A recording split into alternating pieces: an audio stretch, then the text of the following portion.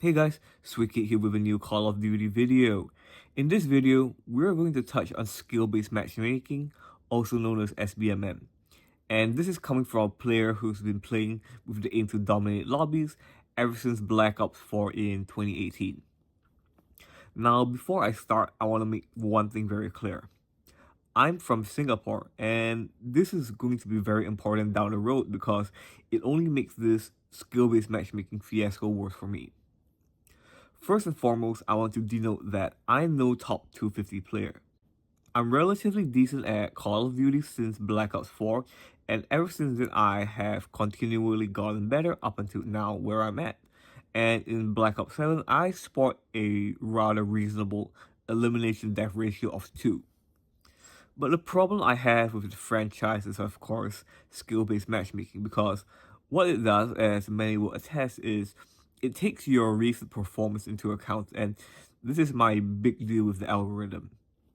I play to win, and almost always end up in matches where the entire lobby is very competitive, and the frequency of this happening is where I draw the line for this.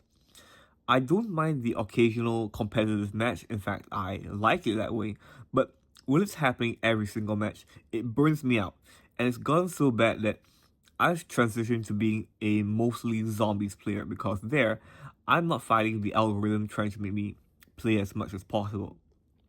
I rather deal with AI zombies and play multiplayer as if I was in a tournament and money was on the line.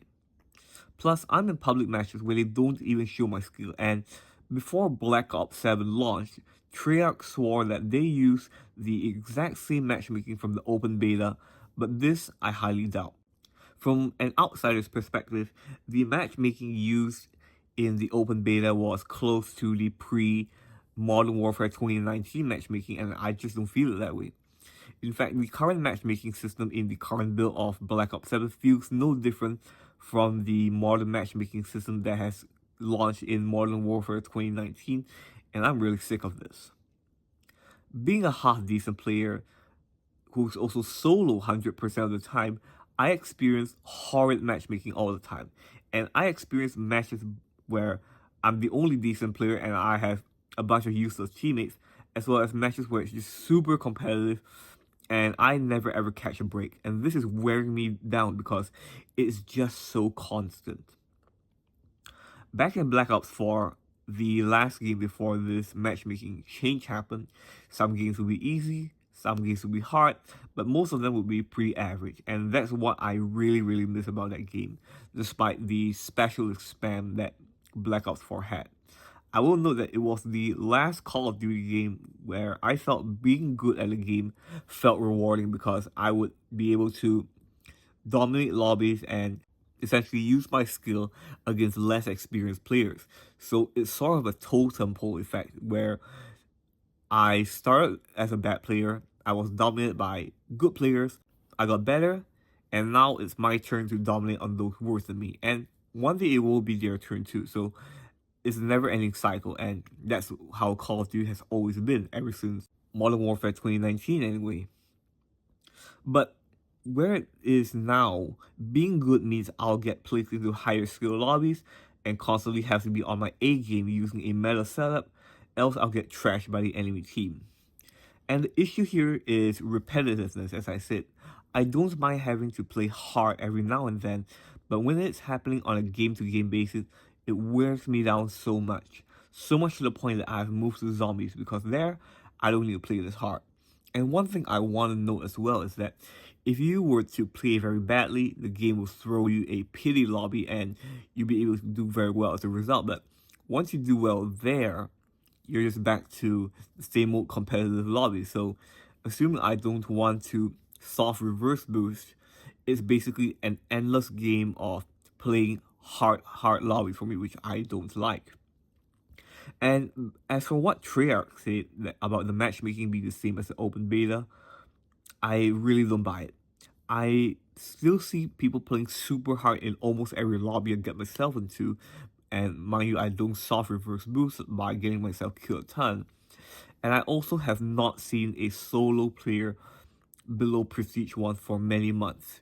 In fact, the last player I saw who was below Prestige 1 was in a party likely because he was with higher ranked players and they were just using him as a factor to cheese the matchmaking.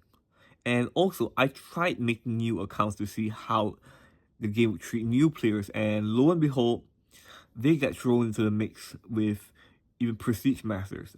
I made a new account, and the first lobby I get into, there were several Prestige Masters, and I find this quite ridiculous. Now, this could be because I'm in Singapore and the player base here isn't as high as that in, let's say, North America.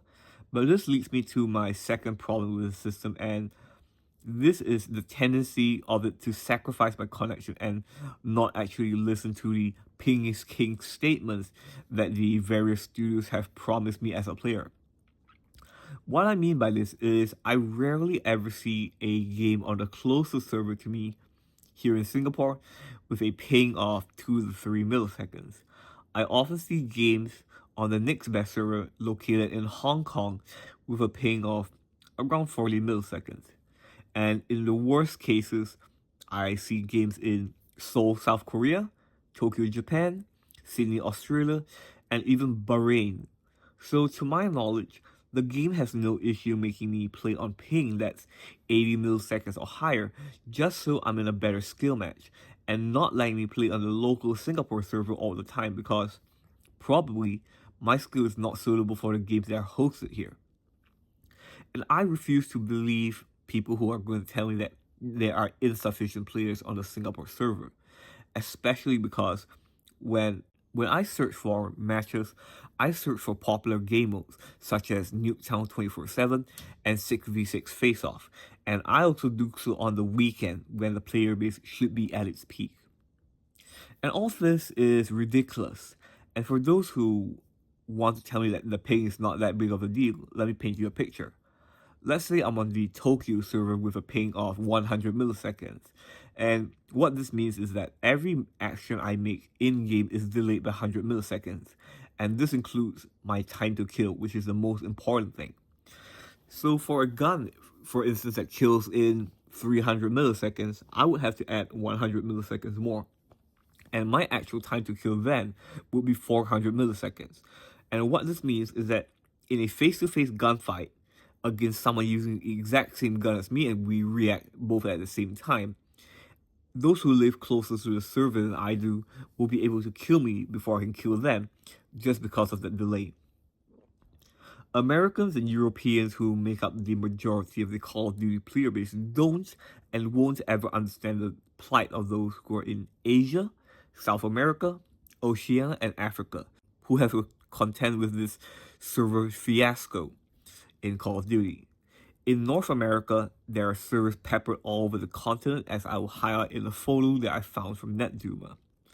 For North America, there are servers in Seattle, Washington, San Jose and Los Angeles, California, Phoenix, Arizona, Salt Lake City, Utah, San Antonio and Dallas, Texas, Omaha, Nebraska, St. Louis, Missouri, Chicago, Illinois, Columbus, Ohio, Miami, Florida, Atlanta, Georgia, New York, New York, and Washington, D.C. So basically, wherever you live in the US, you're going to have a great ping no matter what.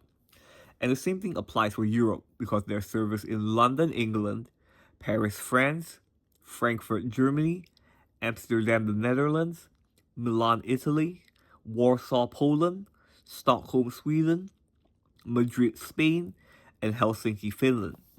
And outside the USA, there are only servers found in Chile and Sao Paulo, Brazil for South America, Cape Town and Johannesburg for Africa, Sydney for Oceania, and Singapore, Hong Kong, Seoul, South Korea, Tokyo, Japan, and Bahrain for Asia. The US has more servers than the entire rest of the world, excluding Europe, and even then, Europe has as many servers as the rest of the world does, excluding the USA. And why I make a big deal about this is because, again, I'm from Singapore. The second and third best servers to me are nothing like that in the US or Europe. In both of those regions, even if you don't get placed on the server closest to you, your next best server is going to be about 10 or 20 ping more, which I find very negligible. To me, The maximum ping I will put up in an FPS game is 50 milliseconds. Any more and I start to feel like I'm at a disadvantage. And all this circles back to me being from Singapore. Again, there is a server here, but I more than often see games on the Hong Kong server, and again, I'm not complaining because 40 milliseconds of ping is still reasonable. But many times, the game seems to have no problem making me play on an 80 to 100 millisecond ping to South Korea or Japan, just because my skill is so-called better suited to the matches hosted there. And this is ridiculous. I don't feel respected as a player. Is that I feel like a puppet, and my purpose is to play on not just a high ping, but in games where I know people are playing extremely hard too. And with a ping over 80 milliseconds, I will usually quit before the game even starts because I know I cannot fight someone of my skill level or greater on this kind of connection. And lastly, my last issue is not too related to skill-based matchmaking, but just so the game itself, because my last issue is basically how I cannot turn off crossplay without my connection going to crap. For some insight, I'm a controller player and I don't intend to jump over to PC because I have a lot of purchases on my PlayStation account that I've built up since 2018 and it has a lot of purchases, achievements, and whatnot. But my issue here is that because I'm on PlayStation and I use a controller, I can hold my own against enemies who are also on console, either Xbox or PlayStation, because we're all using controllers. But against a PC player, especially a really good PC player, I feel like a free kill because they have lots and lots of buttons at their disposal, especially the range of motion a mouse has, which I'll get to later. And all this is in comparison to me with a controller with a tiny little joystick. There's also much I can do against someone with a mouse and keyboard, and this is a reason why controllers have that aim assist and PC doesn't, because controllers aren't the best input for FPS games, and the range of motion a controller joystick has is nothing when compared to a mousepad. And I do know that some content creators have talked about disabling crossplay for a more fair experience, but these are content creators who live in North America or Europe, and they don't understand what's going on outside their region. Where I am at, in Singapore, my region demands that I leave crossplay on. I can turn it off, yes, but what happens then is that the game cannot find console players to match me against, and it starts expanding its search, which I hate, and it ruins my connection to the point where I would rather play against PC players on a 50 milliseconds or less ping and not against console players on ping that's 100 milliseconds or higher. So there we go. 2 reasons why I'm strongly against the modern matchmaking system in Call of Duty and why I really hate the game for not treating me with respect just because I don't live in North America or Europe.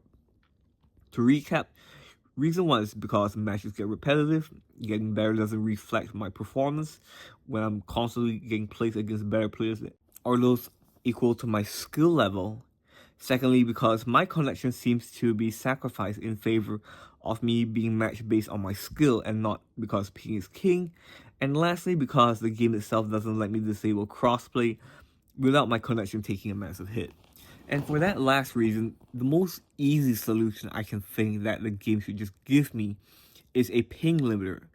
Just let me set a limit to my ping and I'd be glad to wait minutes, maybe even 10 minutes for a game, just as long as it's a good connection and it's against console players. It can be competitive, although that's not what I like, but I still rather that to playing with PC players. And that wraps it up for this Call of Duty video. If this video was anything interesting to you, do consider leaving a like, commenting, and subscribing to my channel. With that all said and done, thank you so much for watching. Take very good care of yourself, and I'll see you in my next video.